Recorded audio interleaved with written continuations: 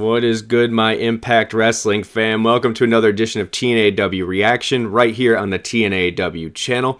I want to thank you for rocking with me yet again, for hitting like and subscribe, or checking this out on a weekly basis. I try to hit it every Sunday, but it's your 20-minute shoot-the-shit review of Impact on Access TV, amongst other things. Last week we did do a full review because, as you know, some of you, I wasn't a fan of the Fallout show of Slammiversary.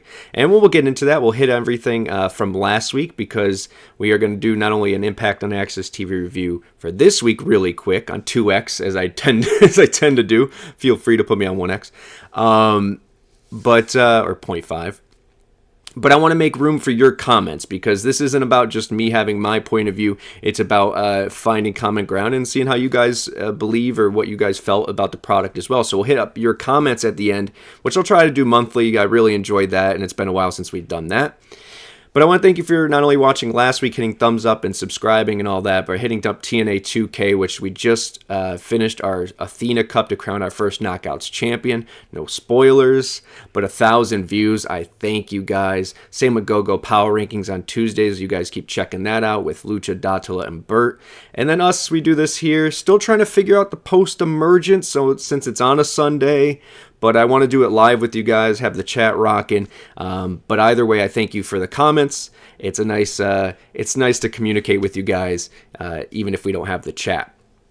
But yeah, we'll build this one fan at a time, one friend at a time. No worries on the numbers. The most important part is having unbiased, transparent, honest conversation. Last week, I thought we did a good job of that. We're going to do it again this week as we get into Impact on Access TV. Let's get right into that so we can get into your comments as well as all the points along the way. So I want to start off by saying, and pulling off the Band-Aid, kind of, shooting the load, if you will, right off the get. I thought this was a better episode. I thought if last week was a 7, I said, even though because it was still a good wrestling show, and we'll get more into that, I thought this was a better TV show this week. And why that matters, I'll get more into later. It only should matter if you enjoy it, right? Sure. But there's a lot more that goes into it. I want to also make a point to realize that, of course, or to make mention, that I do realize that with an extra week after a quick turnaround after Slammiversary, production has more time to slap some lipstick on a pig, right? And this week I thought they did. There were some things still. Wasn't a perfect episode, of course, but there was a lot of flashbacks and stuff that I thought was excessive, but it helped tell the story. It all looked good. The show looked cohesive. So I give them that. The crowd was great as well. Really enjoy it there in Canada. But let's get into BTI first, because first we're finally going to get some stuff on regarding the DMC. Joe Hendry, who I still think is playing the heel here, because once again, I said in the Slammiversary thing, but you're making a song about a guy who had to pay the bills while he was working for TNA, man. So he was a stripper. Let him be. But either way, Yuya's going to get the pin on Kenny King here with a roll-up. This is Joe Hendry, heel Hendry, and Yuya defeating Kenny King and Sheldon Jean on the BTI matchup. No harm, no foul. We're going to skip ahead a little bit because they're going to have a very interesting promo with Santito later in the show, which I enjoyed very much. Showed Yuya's personality a little bit. Showed how Hendry's feeling after his loss. And also gives that flashback to BTI for those who don't watch it. Continues the story. I like that. Makes the DMC still feel relevant. We're setting up essentially a 3-way for next week. Kenny King, Yuya, and Joe Hendry. Interesting there. Can we see the turn of Hendry? The only way I want him to turn is over something he obsesses about, like this belt, right? He can still do the songs, but in a heel way, even though he's already on the path. But I thought this was good. It was necessary because that belt, to me at least, means something. They've really built some legacy with it and definitely some lineage. So let's keep that going. But we're going to start off the show with something that definitely needed to be on last week's show. This is your new Knockouts World Champion. Part of the reason why we're getting the buys we got. We'll get to that. But Trinity, our world champion, comes out, and she's tagging with Danny Luna. I said this last week. It makes no sense. There's no build-up to this, why they're facing the Coven either. But we get to showcase not only the Coven, who I hope is staying together, one of my favorite tag teams, and you'll see that common trend throughout here. We have a tag division, man, with all viable characters, with great talent. So I hope they stick together.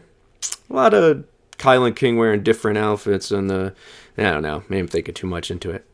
Who knew I'd do that, right?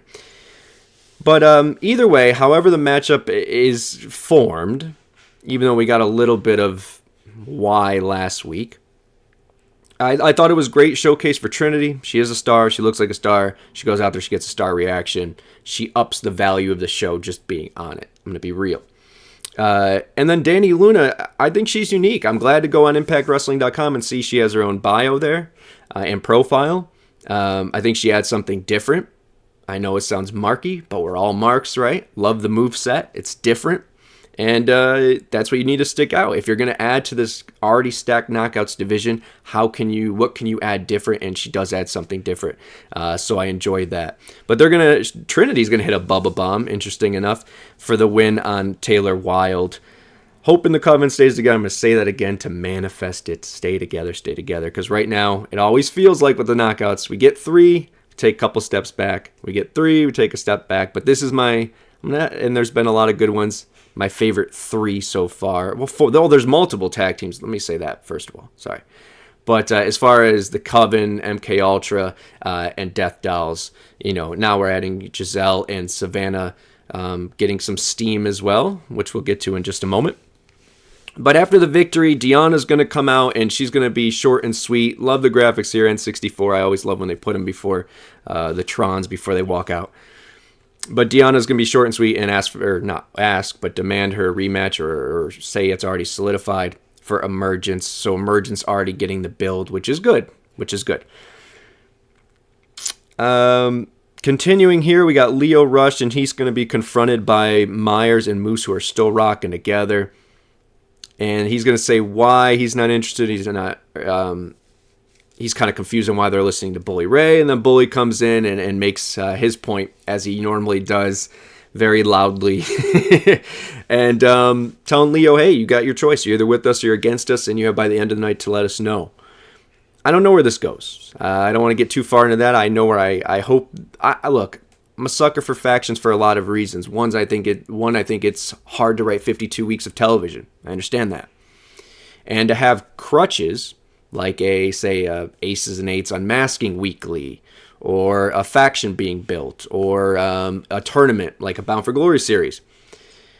They're writing crutches, sure, but they're entertaining ones. They might be tropes or whatever you want to call them, crutches, tropes, whatever, but it's not, I don't want to be taken in a negative sense. And if we could get something like that, because I like the pairing of Bully, I like the pairing of Moose and Myers, and I think we can grow on that. Could we get another Aces and Eights? I like the IP, I like the group, I like the crutch, however you want to spin it. So we'll see. But interesting that they're putting that on Lio. This doesn't seem like I know they said they all have a mission. I guess we really haven't found out what that is besides the world title, right? But maybe there's something bigger there. We can hope. Sell some t-shirts.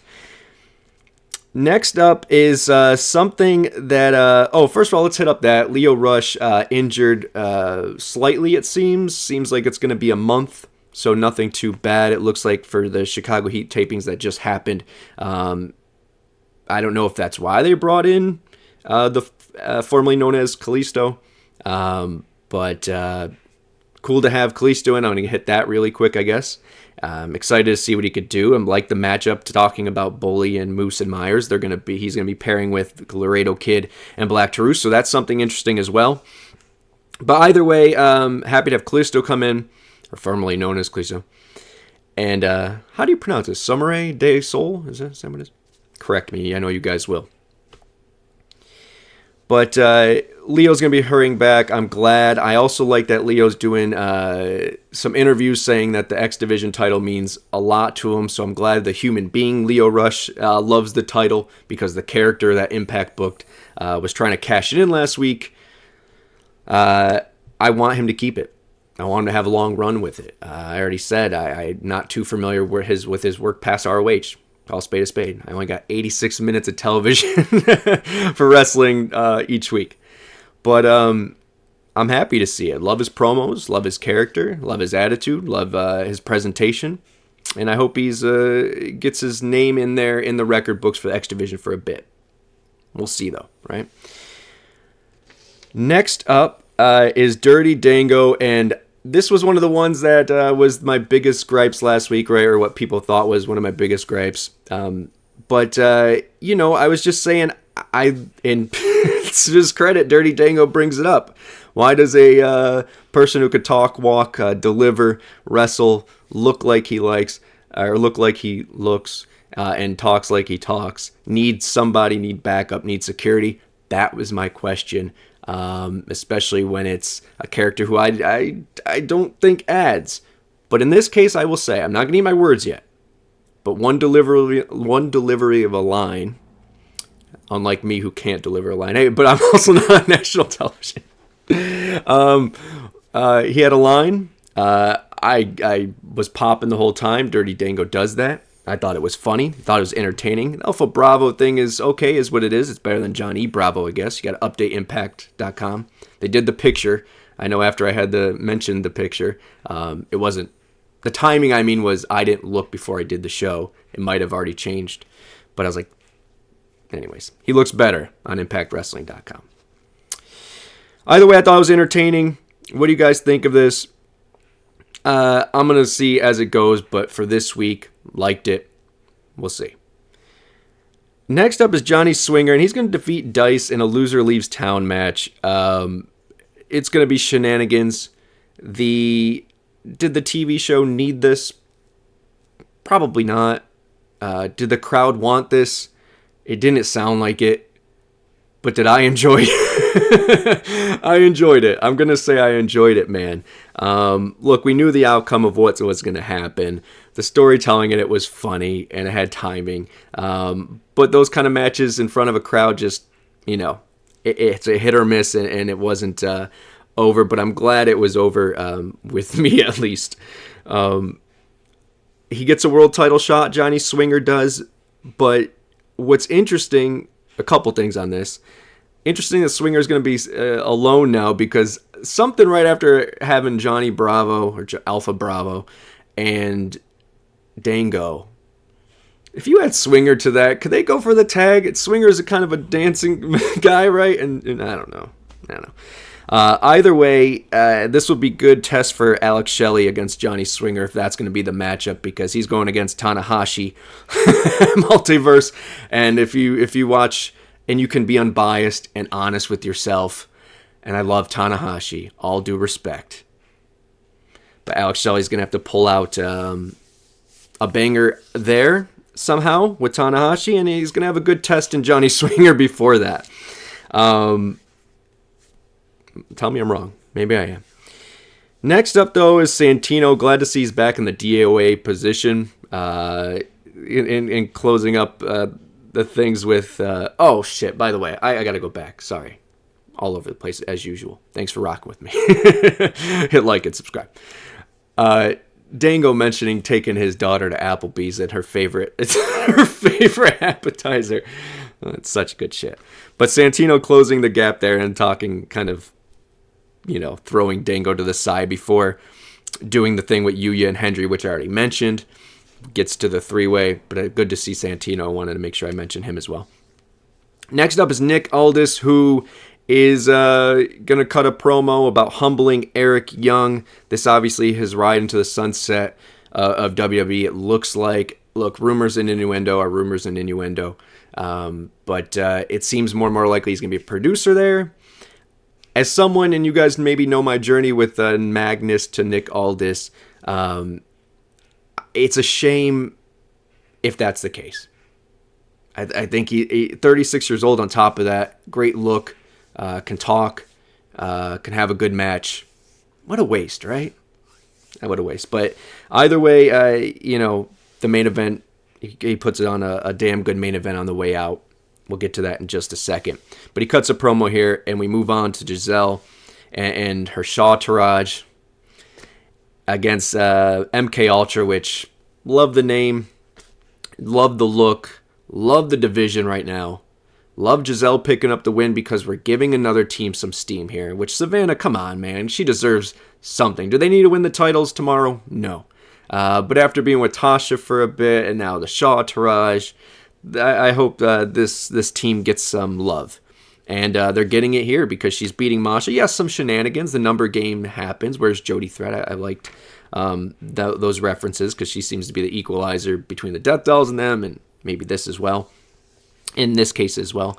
But yeah, Giselle picks up the win here. The tag division is looking good. When you have an entrance and two viable characters, as we have in MK Ultra, we're blessed, man, and I love what they're doing there. I love it.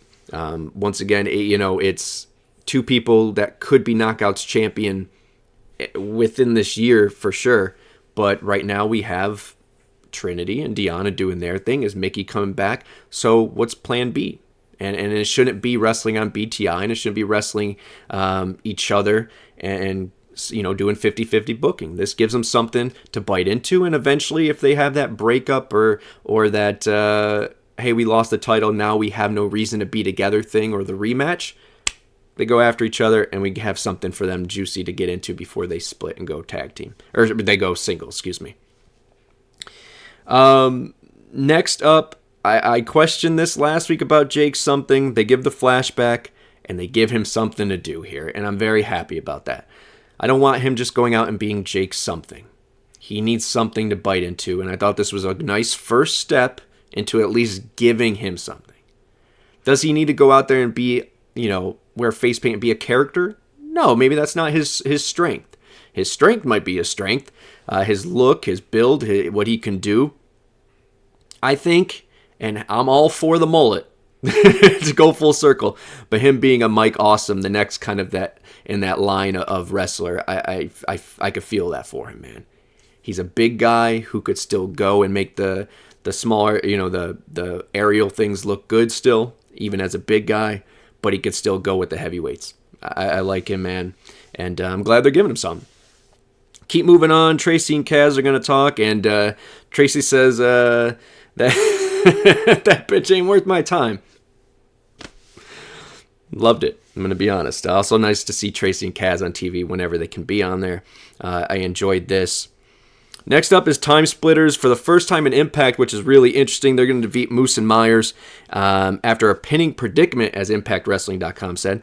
And was it just me, or did this feel like it wasn't supposed to end that way? I don't know. Maybe you guys can give me better insight, but the look on Alex Shelley's face to the ref, Spencer's face when he did it, Myers, the question, and then the timing of everyone coming in. I wouldn't be surprised if the ending was supposed to be them breaking it up before there was a pinfall. But once again, just a mark. Either way, Bully and Moose or Myers join up here, attack the Time Splitters. Josh comes out, he gets attacked. Leo comes out, he joins in the fray and makes his decision, joins the possible aces and eights, I'll call them for all intents and purposes. And then Sabin comes in to even the odds. Don't know what Sabin's problem is. Love Chris Sabin. Glad he's back and healthy. Of course he's there. But Leo really didn't do anything heelish, right? To win the title. He just came at you with some high-fired offense, and you couldn't handle the heat, man. But either way, it looks like we're going to get a 4-on-4 at Emergence. I'm cool with this. We'll see where it leads. I'm interested in the grouping and what it could become. Next up is Alan Angels and a throwback to BTI where Heath was doing his DDP stuff and attacking Angels from behind. Angels saying Heath is jealous. Sure, all right. Keeping something going. I like the presentation of Angels. Still feel like there's missing something, and I don't know what it is. But as far as being a mainstay in the X Division, adding there, I think he's on the right path. Speaking of X Division and mainstays or tag division, however you want to look at this, Zachary Wentz is going to get a victory over Mike Bailey after some shenanigans, some spray paint, a headlock DDT. Really good stuff. They're going to have that popcorn thing before the little segments, which, hey, little segment to explain it. And it also looks like we're going to get the Rascals versus Bailey and Gresham. More on that maybe later. But, yeah, I thought this was a great match. Both guys look above I know it sounds so whatever, but above average. If you turn on TV, they look like stars, and they don't look like, like, oh, okay, this is just wrestling guys. Not that any of that was featured here, or I could pinpoint on one I'm talking about, but just in general, they just look next level. And I really appreciate Rascals being back, man. I really dig it. Really dig it. And this obviously leads to more, but I like what they're doing with the Rascals, keeping them fresh, keeping them heel and punkish, so to speak. I like it. Next is Tom and Matt, and they're going to plug everything. And the one thing I want to say, because I'm trying to not only look for the silver lining, but also obviously say the positives where they are, is that Tom and Matt, man, locked this down. Even some of the segments where I'm like, okay, Dragon, they always pick it up, and they're always plugging the right things at the right time. I enjoy their work. I love Josh Matthews. I love Taz. I love Pope. I love Todd Kennelly. I don't know. But for me, Mike and Don, of course, and then lineage-wise, Tom and Matt are just great. And in the history books, I don't know if I want to put a stamp, but good nonetheless. I want to make sure I point that out. Great nonetheless. Next out is, and last is our main event, Dr. Doom EY, always reinventing himself. There's my cat. Maybe that EY. We're going to get a full circle here because after he defeats Aldis in a great main event, the design are going to attack. So we're going to it seems like we're going, and not only do they attacked pretty damn hard. 3 choke slams and that DDT, antidote DDT. So it looks like we're going to tie up some loose ends here. And EY and the design aren't done just yet. Doesn't look like we're going Team Canada with EY anymore, which I'm fine. I dig the mask. I love the reinvention of EY. Let's see where it leads because he will need backup against the design at some point. But overall, I thought this was pretty good. If last week, like I said, was a 7, I say this was a 7.25. Meltzer, eat your heart out. What did you guys think of the show? Definitely a better effort. Would have liked to see it as the Fallout episode. But I want to get in your comments, and I babbled a little too much. Go figure. Let's move on to your comments, guys. First up is Gary, our buddy Gary here, who said, Fallout shows usually are setups for what happens in the future. I am okay with seeing feuds continue. I'm okay with this episode. I do not overthink stuff. Option C is for so X Division wrestlers don't get pigeonholed in the same division like other companies do with their talent.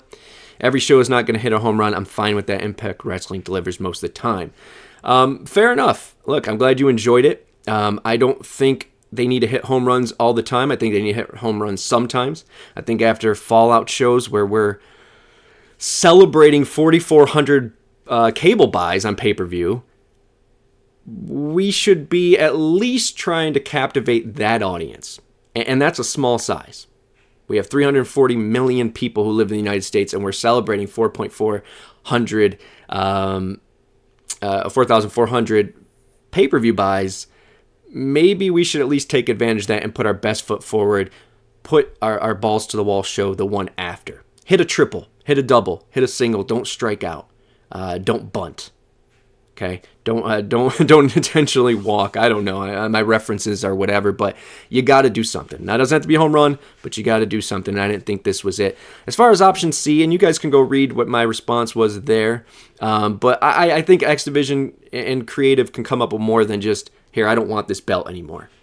I can figure out a way for AJ Styles to become a main event player. I could figure out a way from, Aries to become a main eventer after being in X Division for so long.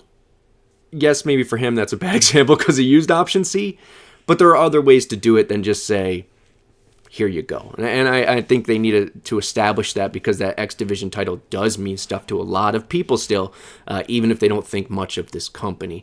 So, yeah, I don't think home run is necessary every time.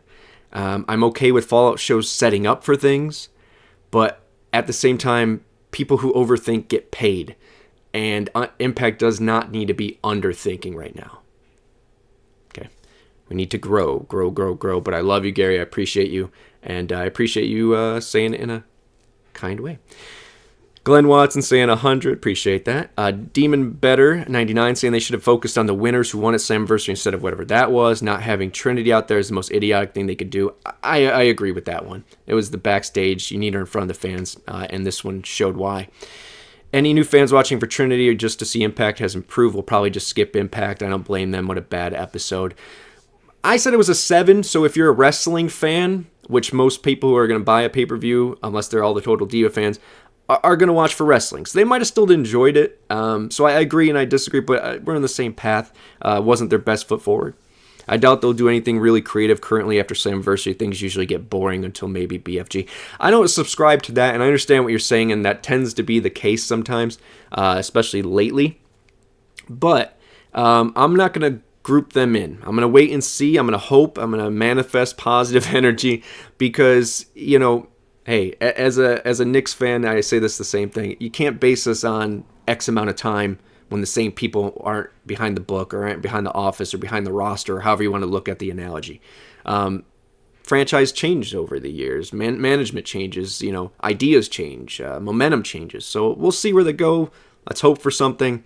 I'm not going to say they have something up their sleeve, but I'm not going to say they don't either. Corwin Brown saying, I thought it was a good show that flew by, but to each his own. Appreciate that, man. Hey, everyone has their different opinion, different taste, different likes. Once again, I thought it was a decent episode for a wrestling product if all you want to watch is wrestling matches. It was a house show. I know, once again, 52 weeks, production has more time. Look what they could do with a little more time. But we need some juice on the bones. We need some, I just say juice on the bones, meat on the bones. My English is poor, you guys know that. But thank you, Corwin. I appreciate that, and I'm glad you enjoyed it. I'm glad we can have a difference of opinions without being, Twitterish. Next up, Brooklyn Bleak about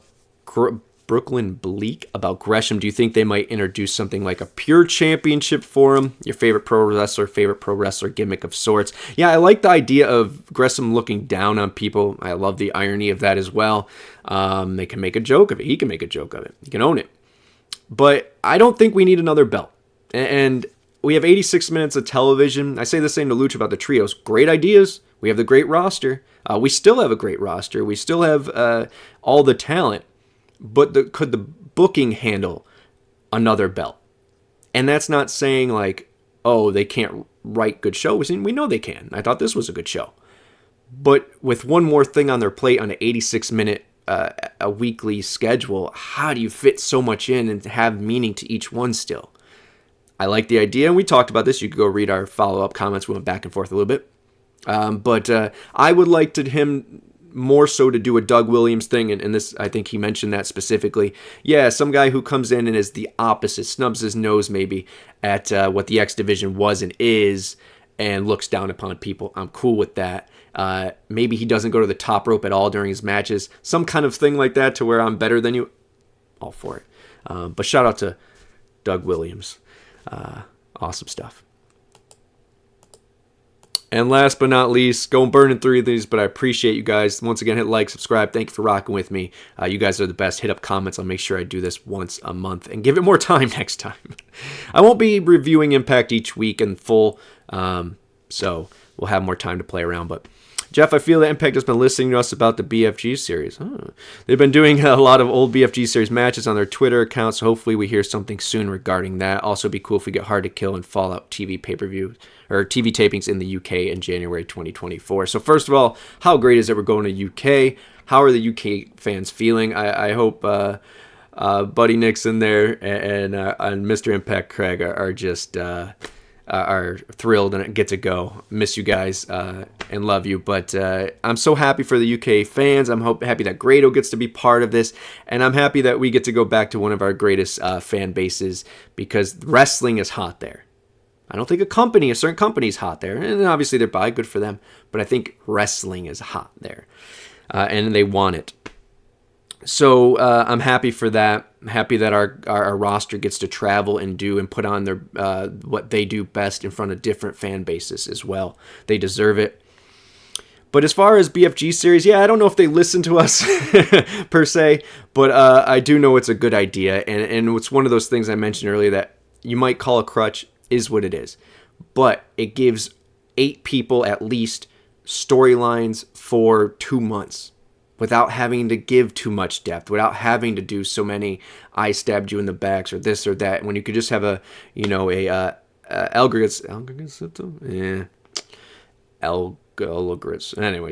a point system to crown our number one contendership, or possibly crown an X Division champion if it's vacant. I prefer it to be the heavyweight or the world title at Bound for Glory, but I digress. Either way, would I be excited to have it back. All right, guys, trying to wrap this up. We're over the 20-minute mark. I am sorry, but I thank you. I hope it was worth your time. Make sure you hit up comments. I'll make sure I hit up once a week. Tell me what you thought of this episode and what you want me to cover next week.